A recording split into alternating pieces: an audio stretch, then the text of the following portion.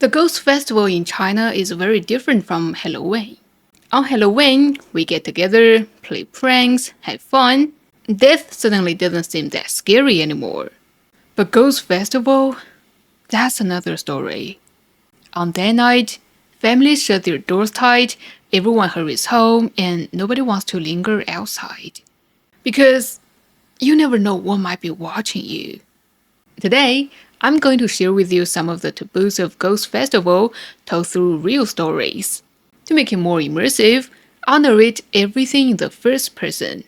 And of course, same rule as always, if you see that little ghost pop up on screen, cover your eyes.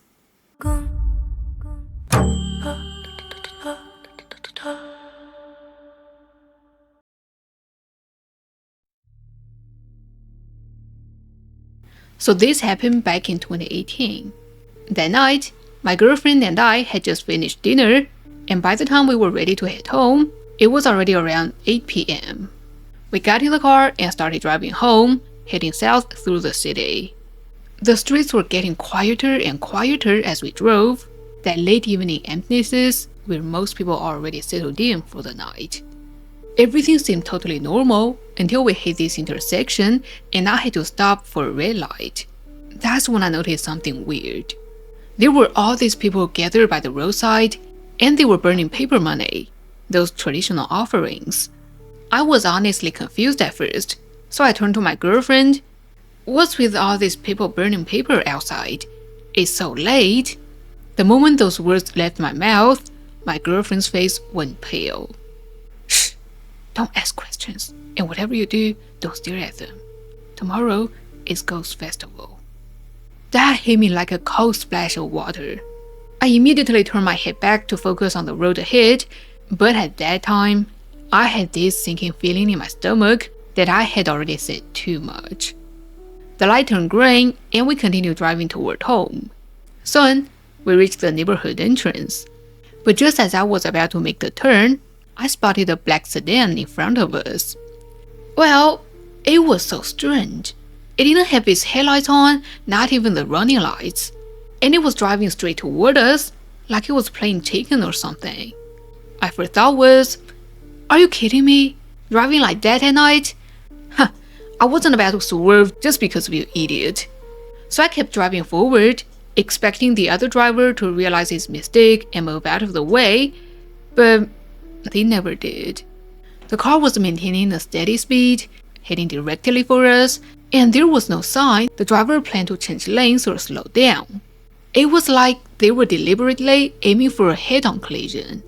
When it got within 20 minutes, I realized this guy seriously wasn't going to budge, and I had to jerk the steering wheel to avoid hitting them.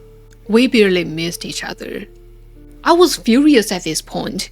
Who drives like that? I rolled down my window, ready to curse out whoever was behind the wheel, but what I saw drained the anger right out of me. The driver's seat was empty. In fact, the whole car was empty. My blood turned to ice. Thinking about the coming Ghost Festival, I quickly slammed the window shut and floored in the rest of the way home. The whole drive back, neither of us said a word. Maybe my girlfriend was just shaken up by the near miss, I thought. But once we got inside our apartment, she finally spoke up. Did you say who was driving that car? No, to be honest, there wasn't anyone in it at all. But the moment I said that, she just broke down crying.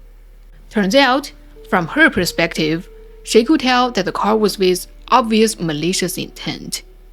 When we passed each other, she had also turned to look inside, but also had seen no one. Even stranger, when I got control of the car and she glanced back to catch the license plate, there was nothing there. The car had simply vanished. Hearing her story, I suddenly made sense of it all. We must have ran into a ghost, just when we passed that intersection. It must be my stupid words that offended the spirits and they latched onto us.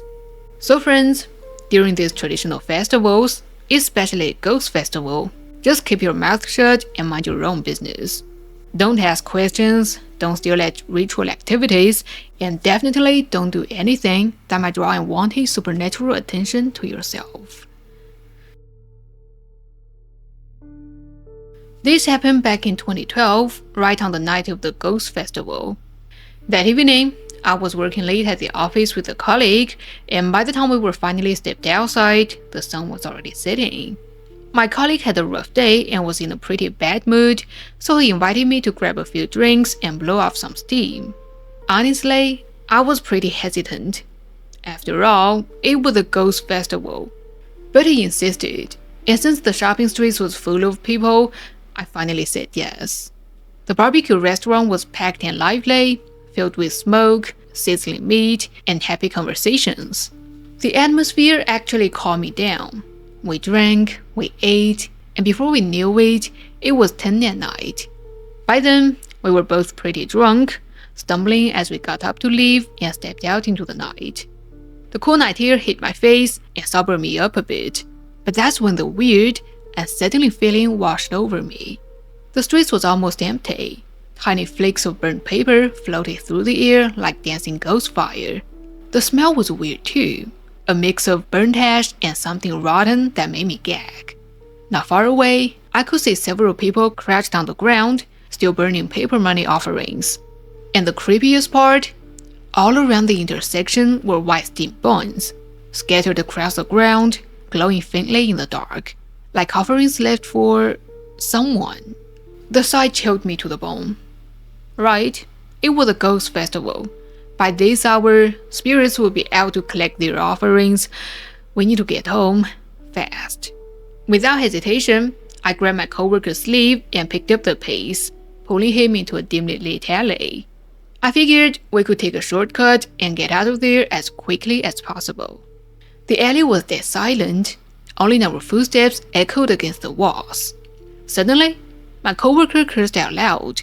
He had accidentally stepped on a pile of paper ashes, and just at that moment, a gust of wind blew through, sending the ashes swirling into our faces. We both started coughing and choking as the dust burned our throats. Maybe it was the alcohol, maybe it was his bottled up anger, but suddenly, he just completely lost it. He started cursing and violently kicked over the offerings by the roadside, buns, candles, everything, and started stomping on them like a madman, shouting, "You want food? I'll give you food. Eat this. Eat this." His anger really shook me, and I tried to pull him back, warning him not to disrespect the spirits. But he wouldn't listen. He just kept stomping until he was out of breath, then he staggered forward like nothing had happened. But by then, I had a really bad feeling. The whole time, I couldn't shake the sense that there was something behind us, like a pair of eyes watching and following our every move. Soon, we reached a crossroad. The street lamps finally provided some light, giving me a moment of relief. But then, out of nowhere, my colleague just stopped walking. He lowered his head, eyes completely blank and expressionless, like someone had just sucked the soul right out of his body. Then, without warning, he turned right and walked into another small alley, getting faster and faster until he was actually running. And within seconds, he disappeared completely into the darkness. Wait, what the hell was happening? Without thinking, I ran after him. But after just a few steps, I realized something was wrong. The alley was once again swallowed by darkness, but this time, it was like a bottomless void. I couldn't even see my hand in front of my face. I looked up, but even the sky was gone, like something had covered it completely. I was completely disoriented and had no idea which way to go. Just when I was starting to panic, I heard this weird sound coming from somewhere to my right. It was faint, scattered, like a crowd fighting over scraps, or like thousands of insects squirming together, making a sickening noise. I quickly turned on my phone's flashlight, and the sight before me nearly froze my blood. The narrow alley was packed. Crouching figures, ghostly shadows everywhere. They looked like smoke or mist, not quite solid, but still vaguely human-shaped. And they were all huddled against the wall, fighting over white buns, making these horrible chewing and slurping sounds. But the most shocking thing of all was that my colleague was right there in the middle of them. His eyes were wide, his mouth smeared with crumbs, shoving buns into his mouth like a starving lunatic. I was so scared I just froze in place, not knowing what to do. I took a few deep breaths, trying to calm myself down, but the moment I exhaled, every single ghost suddenly turned its head toward me at the same time. Dozens of hollow, lifeless eyes staring straight into mine. At that moment, instinct took over. I spun around and hid at the corner of the alley, trembling. After about half a minute, I carefully picked my head out to look again. The alley was empty. All the ghost figures had vanished. But my colleague was still there, devouring the buns with a crazy obsession. I swallowed my fear, stepped toward him, called his name, tried to pull him up, but his strength was incredible. He fought back like a wild animal, protecting his food, struggling violently and glaring at me with his vicious eyes. At that moment, only one thought filled in my mind. I had to get him out of here, now. So I grabbed him and dragged him, literally pulling him out of the alley by force. But strangely, the moment we crossed the threshold, everything changed. He suddenly went limp, collapsing against me. Then he grabbed his stomach with this agonized expression, dropped to his knees, and started vomiting violently. I immediately called a taxi to rush him to the hospital. What followed was this long, anxious wait. I sat under the harsh, pale light, still shaken.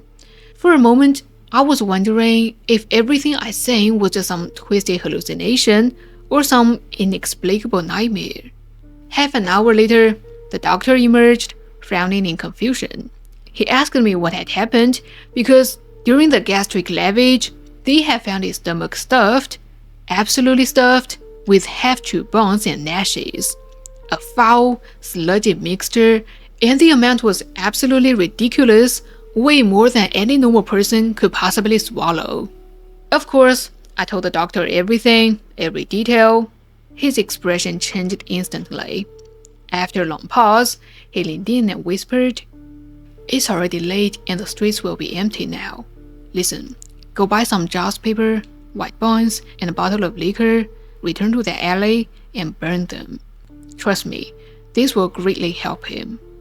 To be honest, I really didn't want to do it. But for my coworker's sake, I had no choice. With heavy steps, I returned to that terrifying place. Kneeling at the entrance, I lit the paper offerings. The ashes swirled upward like spirits dancing in joy. My hands trembled as I pulled out the liquor, muttering apologizes, bowing again and again, and then ran away without looking back. That night, my coworker recovered. But thinking back on everything that happened, I'm left with such mixed feelings. This experience completely shattered my understanding of the world.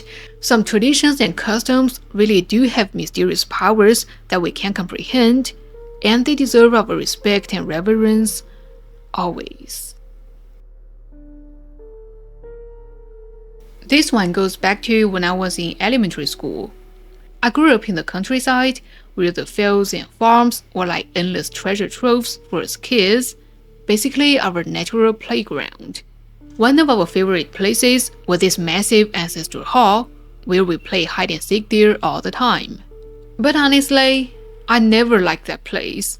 I don't know why, but every time I stepped inside, I get this hyper-alert feeling and my whole body would turn cold. One of my childhood friends lived right next to the hall, and whenever his family harvested crops, they spread them out to dry in the courtyard.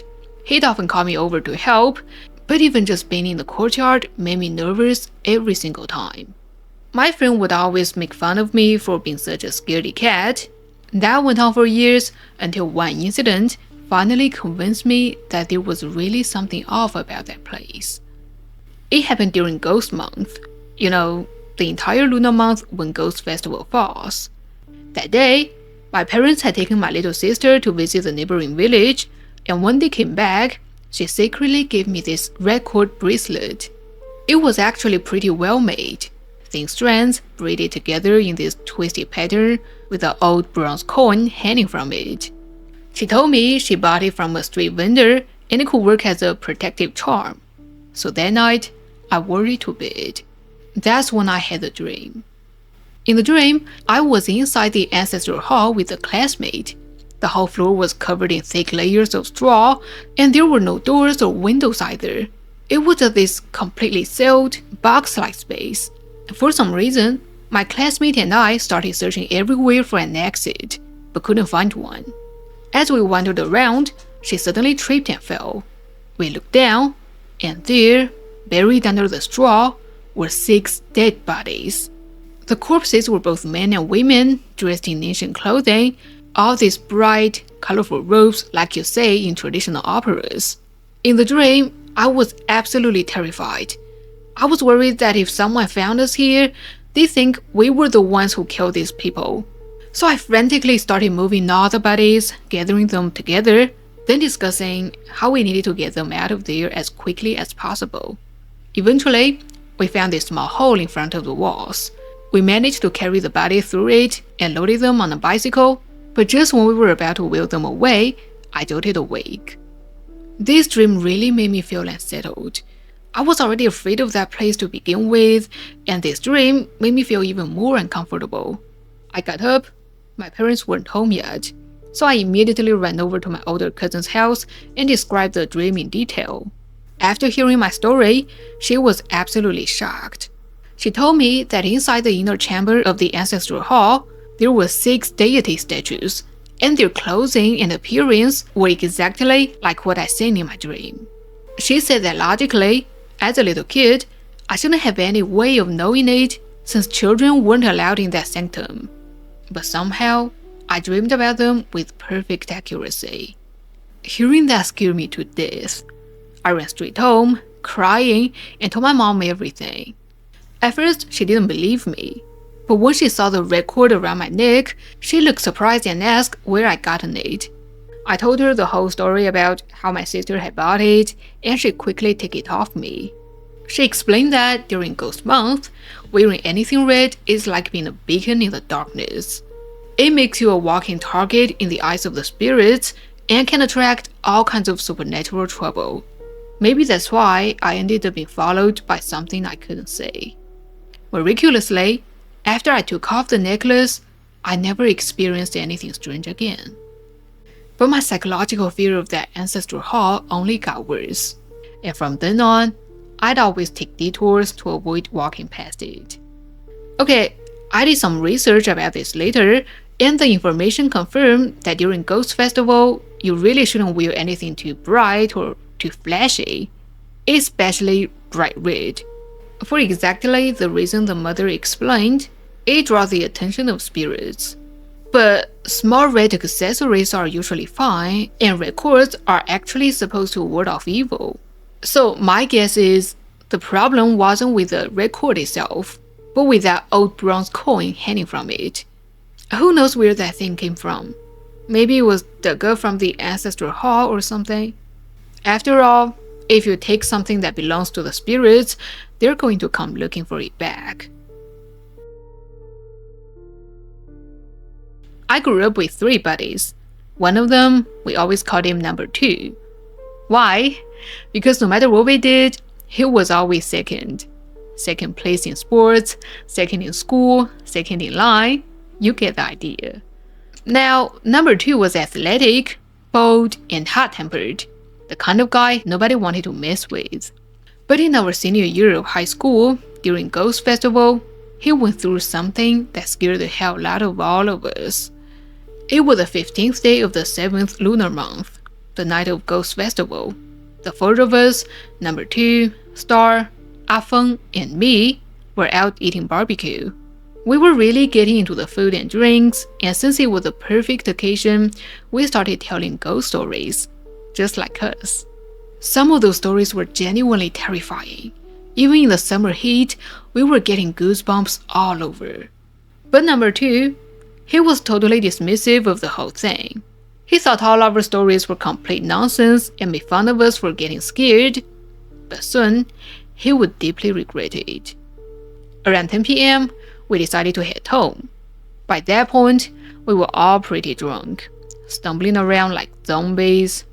Honestly, we probably looked as scary as any ghost ourselves. As soon as we entered our residential complex, we saw tons of people burning paper money offerings everywhere. We didn't think much of it. It was Ghost Festival, after all. This was totally normal. We were being loud and rowdy, pushing each other around playfully. But then someone accidentally shoved number 2, and he stepped right into a pile of paper ash. When he lifted his foot, his brand new shoes were covered in ash. Furious, he swore loudly and kicked the pile, scattering it everywhere. And that's when we realized something terrible had happened. The paper money wasn't completely burnt yet, and there were still some incense sticks with little flames on them that were rolling around the ground. You know, when the burning isn't finished, it means the ghost is still collecting the offerings. So, immediately, the 3 of us had this sinking feeling. Number 2 had literally kicked over a ghost dinner table. We started bowing frantically, apologizing over and over, but number 2, he was still angry, and when he saw us doing this, he just snorted dismissively and walked away. Star jokingly called after him, "Careful, man, don't disrespect the dead, you'll get payback." But number 2 ignored him completely. The next day at school, number 2 barely made it to class on time. He looked absolutely terrible. His eyes were bloodshot, and he clearly hadn't slept well at all. He told us that, on his way home the night before, he kept feeling like someone was following him. At one point, he turned around and saw a little girl, maybe 7 or 8 years old, wearing a black dress with white lace trim. She was just staring at him with this intense, unblinking gaze. At that time, he wondered what kind of parents let their kids stay out so late. But when he looked back again, the girl had completely vanished. However, he hadn't heard any footsteps, and none of the motion sensor lights in the stairwell had turned on. That's when he really started to panic, and he ran the rest of the way home. But he still couldn't shake the unease. Even when he got to bed, he felt like someone was watching him all night, so he barely got any sleep. After hearing this, we said, "Hey, maybe it's because you kicked that paper money and now she's coming after you." But number 2 just turned his head stubbornly and said, "If there really is a ghost, tell her to come fight me one-on-one." But over the next few days, things got stranger. His mental state getting worse and worse. On the 4th day, he told us that 2 days earlier, his Walkman had gone missing. The last time he'd used it, he left it on the desk, but when he went to look for it later, he searched the entire house and couldn't find it anywhere. Then his pencil case disappeared the same way, just vanished without a trace. That night, he had a dream about a little girl. She looked very sweet and innocent, and she kept talking to him, but unfortunately, he couldn't make out what she was saying. At that point, we all thought he was probably just freaked out by what had happened that night, so we tried to comfort him. But suddenly, he seemed like a completely different person, saying over and over, "No, it's not like that. I've encountered a ghost. I swear I must have encountered a ghost." From then on, things got more and more bizarre. His belongings kept disappearing, pens, cassette tapes, textbooks, his lighter, and his mental state kept deteriorating. We were all really starting to worry about him, and none of us realized it was only the beginning. Then one day, he came to us in a panic, saying he had dreamed of that little girl again. This time, he could clearly hear what she said. "I want you to know what it feels like to have your things go missing too." Then she walked over and touched his ear and disappeared. When he woke up, all his missing items were neatly arranged on his desk. Overjoyed, he told his mom everything. But when he returned to his bedroom later, the items had vanished again. Now, number 2 was on the verge of a complete breakdown. That's when Star noticed there were 3 black marks behind his left ear, shaped exactly like his fingerprints. Number 2 rushed to look in the mirror, and when he connected it to what the girl had done in his dream, he completely freaked out. 2 days later, number 2 was basically losing his mind. During class, he suddenly stood up and screamed, "No, stop coming back!" The teacher was startled and felt his forehead. He was burning up with fever, so they immediately sent him to the hospital. Very quickly, the doctor was alarmed and told us he had a very high fever and they needed to contact his parents right away. Soon, his parents and grandmother all arrived. And that's when something unexpected happened. As soon as his grandmother walked in, she started staring at the corner of the room and talking to herself, but none of us could understand what she was saying. After a few moments, she turned toward number 2 and said, "Don't be angry with him anymore. If you have something to say, tell me and I'll help you get justice." Then she gave number 2 a few corrective taps. Unbelievably, the instant she finished hitting him, number 2 stopped talking nonsense and fell into a peaceful sleep. Finally, number 2 recovered. His grandmother gave him an envelope and told him to go back to the spot where he stepped in the paper ash to burn some offerings. Then she should hold the envelope about 3 times while apologizing and finally burned the envelope too. Sure enough, when he finished and got home, all his missing items were back on his desk. Later, grandmother explained that the ash he kicked that night was money that a married couple had been burning for their daughter who died in a car accident. The little girl was only 9 years old, and she'd been happily collecting her money when number 2 kicked it all away with his foot. Naturally, the kid was very angry and decided to follow him around to teach him a lesson. Fortunately, the little girl didn't have any malicious intent. If she had, number 2's life really would have been in danger. You know what? Yesterday, my friend said to me, "Amanda, are you sure you want to tell ghost stories on Ghost Festival? I heard that ghosts love listening to such stories too. So while you are telling them, they might just be sitting right there next to you, listening all along." Well, I guess today's episode is going to be extra lively then. If you notice anything strange around me, please don't let me know. As long as I don't know, I won't be scared. Alright then, that's all for now. Good night, everyone.